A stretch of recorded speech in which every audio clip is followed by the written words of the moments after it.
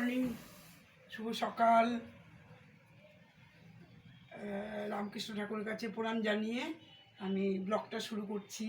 আজকে শ্রী শ্রী ঠাকুর রামকৃষ্ণ ঠাকুরের জন্মতিথি, তাই মিশনে যাচ্ছি। সকাল সকাল স্নান হয়ে গেছে।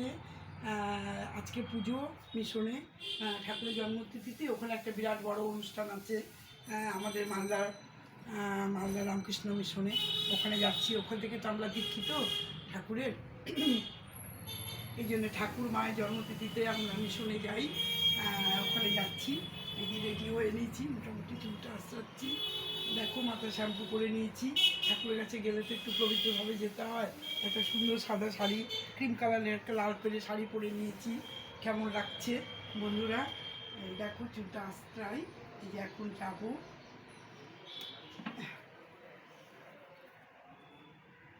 তোমরা নিশ্চয়ই জানো আজকে ঠাকুরের জন্মতিথি, শ্রী শ্রী রামকৃষ্ণ ঠাকুরের জন্মতিথি।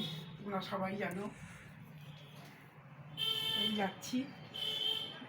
169তম জন্মদিন আজকে।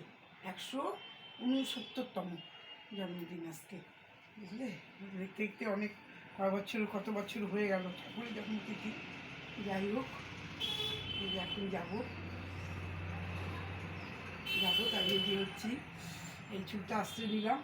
এই একটা মাথা শ্যাম্পু করেছি, তো একটা টিপ দেবো। এরকম একটা টিপ দিয়ে নিই, ব্যাস। আমি তো কিছু সাজি না, এরকমই থাকি, সিম্পল থাকি। এই এরকমভাবে এখন চলে যাবো। আর একটা ব্যাগ নেব। একটা পয়সা তো লাগবেই, বাইরে যেতে বলো, পয়সা তো লাগবেই বাইরে যেতে। আমরা কর্তাগিন্নি দুজনেই যাচ্ছি।